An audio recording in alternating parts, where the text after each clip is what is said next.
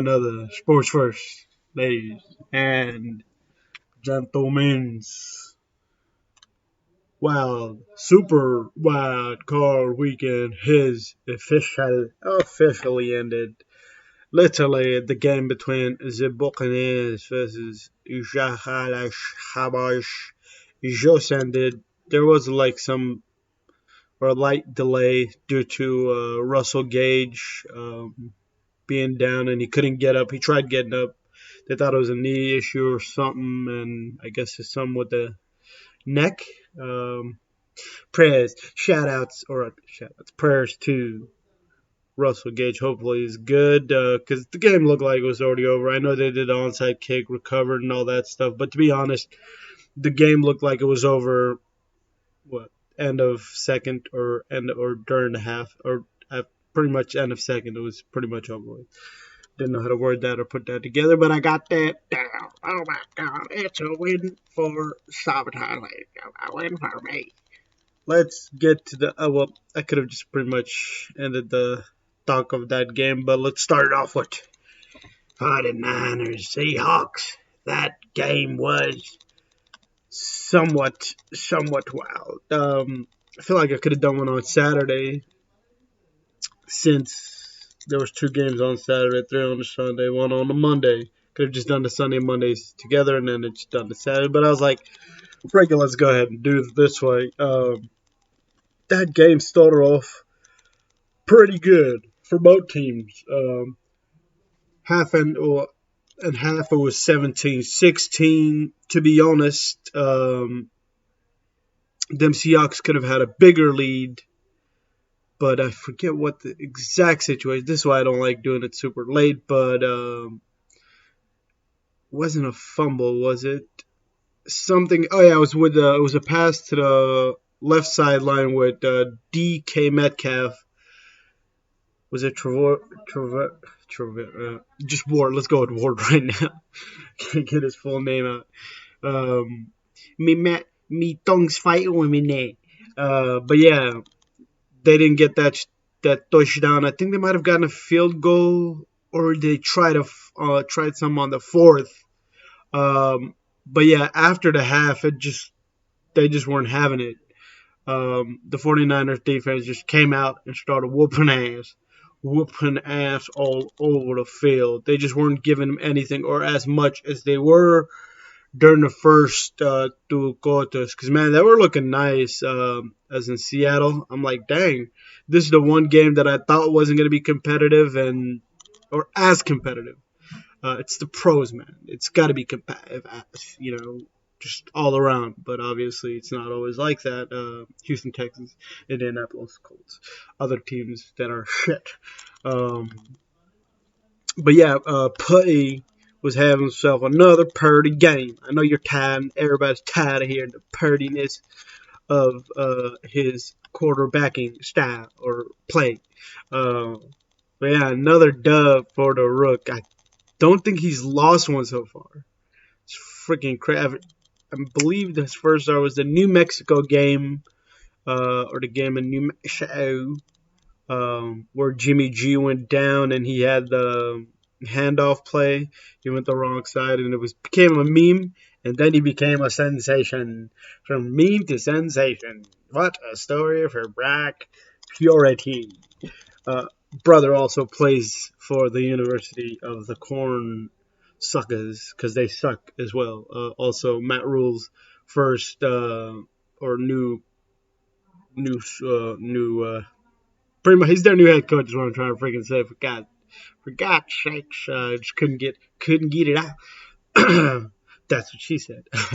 But Matt Rule, yeah, all that hibbity hoobla. DB Samuel. I mean, to be honest, I forgot DB was even back. Debo. Keep saying DB Samuels, Debo Samuels. With him on the field as well now, they just look unstoppable. Look like they can probably get that Super Dub. If they get that Super Dub, they're going to get that Super Bowl. That was a timer right there. It means I got to rush it up a little bit because I usually do that with the first game until me timer lets me know. The Jaguars versus the Chargers. Man, man them. What kind of game this was, or what a game it was. Even though Trevor Lawrence was 4 for 4, there you go. There's the name of the documentary already. 4 for 4. The Trevor Lawrence comeback, the first ever appearance of Trevor Lawrence. Lawrence of what the fuck is it? The Jaguars of man. For some reason, I want to say Tampa Bay.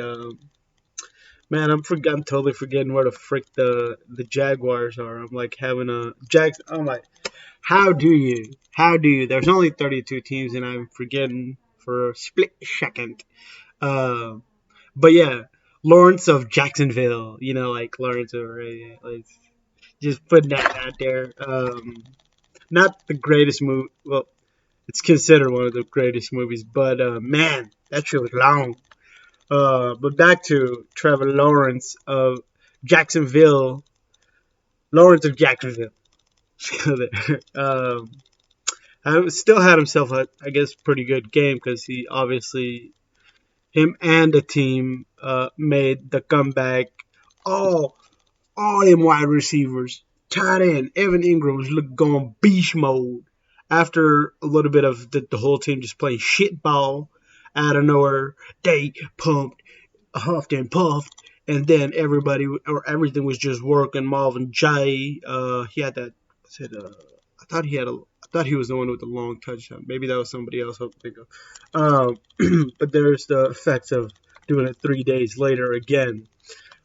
Justin Herbert looked like he was having himself a decent game, but not really. Only one touchdown, but still, it was Austin Eckler doing it with the wrong game. And as always, he's always a little bit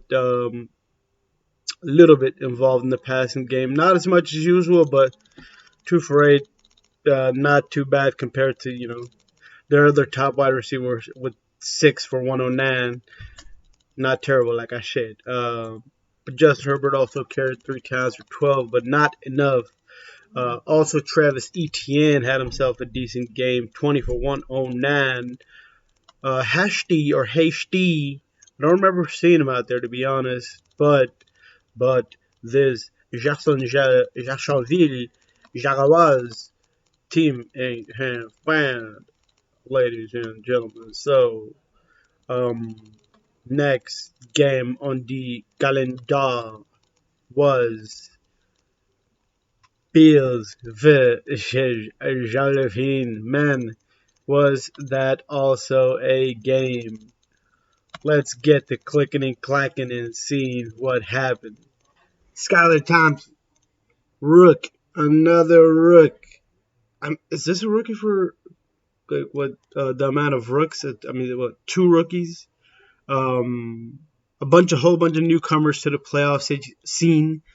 Daniel Jones, freaking Trevor Lawrence, Justin Herbert, Skylar Thompson, Purdy. Shit, am I missing somebody? I'm pretty sure I wouldn't be shocked if I'm missing somebody.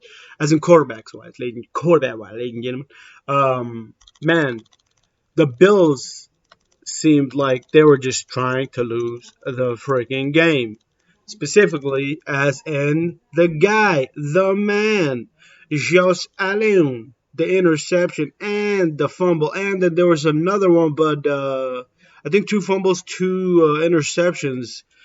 Mans himself could have lost him the game, but he also won them the game in a way because he's the quarterback. James Cook had himself a pretty decent performance. It doesn't look like it by the numbers. To be honest, I totally forgot that Singletary was even out there, even though he's the one with 10 and 48. But Stephon Diggs gave it was the receivers. If they didn't have those guys, then I don't know what the hell they're gonna do. There was one missed by was it to Allen to Jean Brown that missed one. But I don't know how they keep doing that shit. Just pretty much throwing it. I'm like, no way that this is gonna be a completed pass for a touchdown, and it always ends up being it's Gabe Davis just going up, snatching it, or Stephon Diggs going up, snatching it.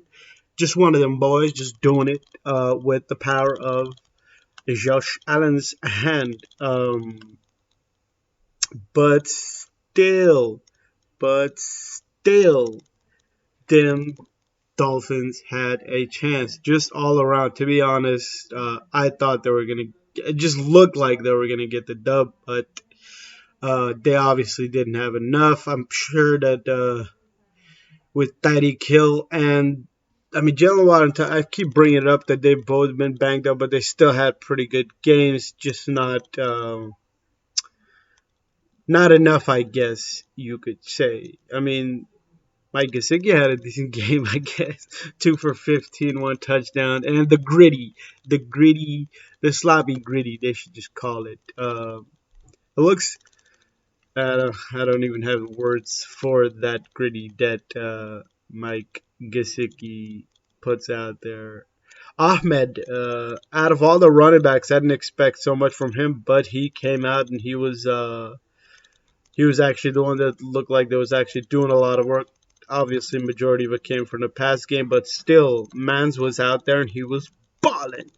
But, but, them, I'm pretty sure I'm missing some key moments, but still, they got themselves the dub, and they're on to the next one. On to the next one, as who was that? Jay Z said that. Yeah, Jay Z said. Jay Z said. Uh, So we got those locked up. We got the Jaguars going to the Chiefs. The Bills going to the next. I believe it's well, we're not talking about that team right now, but the next. The one team that would win every single game that was down to 1 point.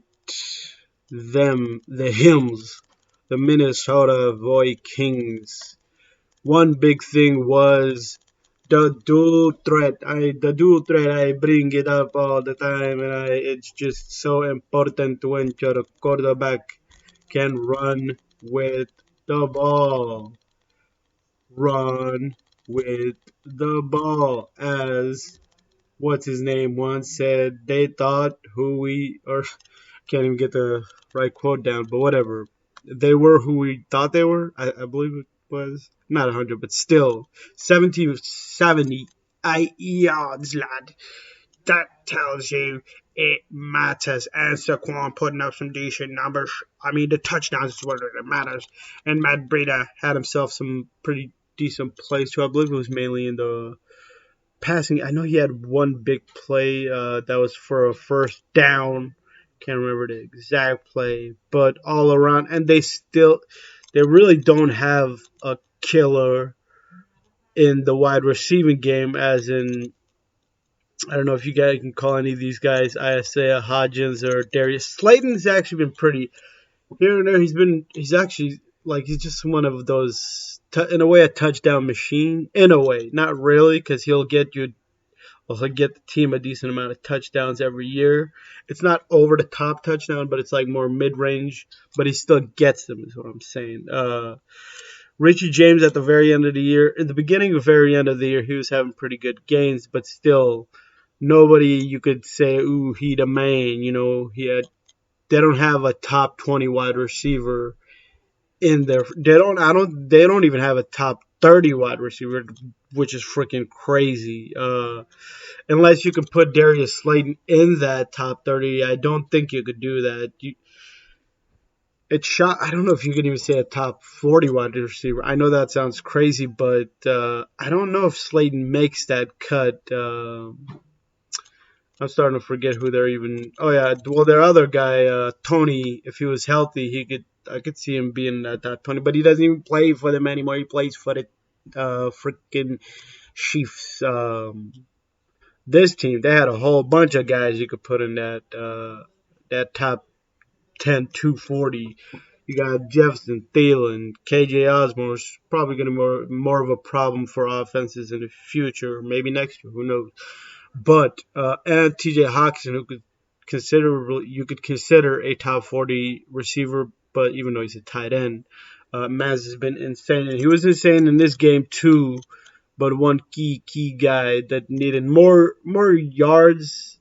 I mean, 747, not terrible, but still could have done much more. But he wasn't getting the time with Kirk Cousins.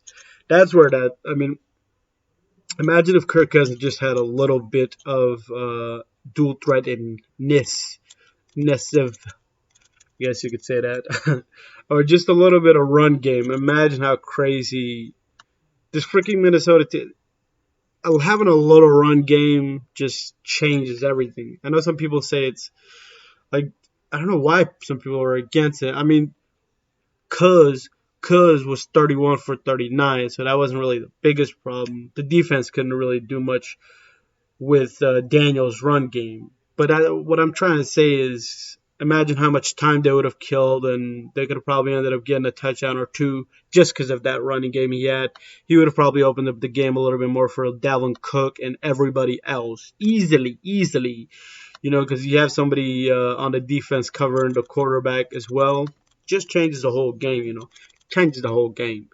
I tell you what. But yes, one of, if not the probably the biggest loss. I think that is the biggest loss. Chargers, Jaguars. There's a time the Chargers were really bad as well. So I don't know how shocking that is. Like I said, the only one game that I would be surprised was if Seattle beats 49ers, and they were pretty competitive for a little bit. But the rest of these, I wouldn't be shocked, for any of these teams to actually beat the other. Well, Dolphins, I did say it'd probably be Dolphins or Ravens. I did say it was in a way down to the quarterbacks, but even that, they're pretty good teams all around. But Ravens, Bengals. What a game that was. That game pretty much had almost everything. I would have to look at the rest, see if compared to the rest of the games, would that be the game of these playoffs? I believe. No, actually, that Chargers Jaguars game, that the amazing comeback. Probably this could ease. I guess I would say this one is better, but the Jaguars Bengals game was as if not entertaining. There you go. I see it. But Joey B just wasn't having. I honestly thought he had two interceptions, or maybe they were called back or something. But yeah, not a good play from Joey B. Not a lot, not that much of great quarterbacking from the majority of quarterbacks. To be honest, I really can't say, except I mean, because you could say Trevor Lawrence, but Trevor Lawrence threw freaking four interceptions. Josh Allen could have lost the game for his team. Maybe Daniel Jones. Um, that guy could be the guy. Let's see what his numbers are actually. Let's look at that. 24 for 35. Not terrible, but well, if you add up the running numbers, then he probably is the quarterback of Super Wild Card Weekend. But there's one more, and I haven't talked about that one yet. The last game, obviously. But Hundley came in. Mans was looking like he wanted to get himself a dope, and let me tell you, they was close. They was really close because Joe Burrow wasn't playing up to his beast. None of the wide receivers looked like they were playing to their best, even though, old boy, Chase had 9 for 84. You would think if you had 9, you'd probably have won something and maybe more than one touchdown. T. Higgs, not so great. Boyd, not so great. Mixon, I mean, 11 for 30. Now, that's not out of the ordinary, but usually when Mixon has those numbers, he probably has a little bit higher, plus a touchdown or two with that. But defensively, they weren't hanging in that well with the Ravens. J.K. Dobbins was looking nice, and Tyler Huntley was decent. Obviously, not Lamar Jackson. But they pretty much did what they needed to do. Defense was sticking in there, doing whatever they needed to do.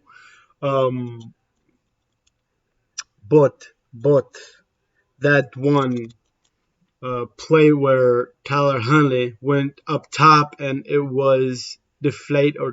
I think it was hit by Sam. No, not Sam Hubbard. Sam Hubbard was the one who took it back for the touchdown. It was somebody else. Wilkins? Was it Wilkins? Or am I thinking of the Miami player? Mike Hilton, I think it was. Was it Mike Hilton? No, not Trevion. I think it was. Oh, Logan Wilson. Logan Wilson hit it, and then Sam Hubbard took it all the way back for a touchdown, longest touchdown in NFL history. Um, what else happened? Oh, and then there was the Bates play where he tackled Hundley out before he actually got the touchdown. That's how they got in that situation where they took it back. But I believe, I mean, it was looking like the Ravens were going to win. Even after that, they still had a chance to tie it, and I believe John Harbaugh would have gone for it. I don't see him not going for it because he showed that a lot last year. Where if he doesn't have Lamar, even if he had Lamar, he's most likely gonna go for it than not. So I believe that if they would have gotten that last minute touchdown where they had a minute or so, they actually got pretty far. I believe they would have gotten the touchdown. They would have gone for the two, and most likely would have won the game because that Bengals defense wasn't great, but they did what they needed to do in the moments that they were needed. Those plays were needed to be done. Yeah, sounds good to me, doesn't it? Yeah, of course it worked. Talking to myself here, ladies and gentlemen. Last but not least, the game, the one, the only. I believe if it wasn't Daniel Jones, then it was clearly Dak Prescott with 25 for 33, 305. I repeat, 4 touchdowns. He had some rushing yards too. Let's see how much that was. 7 for 24, 1 touchdown, 5 whole touchdown.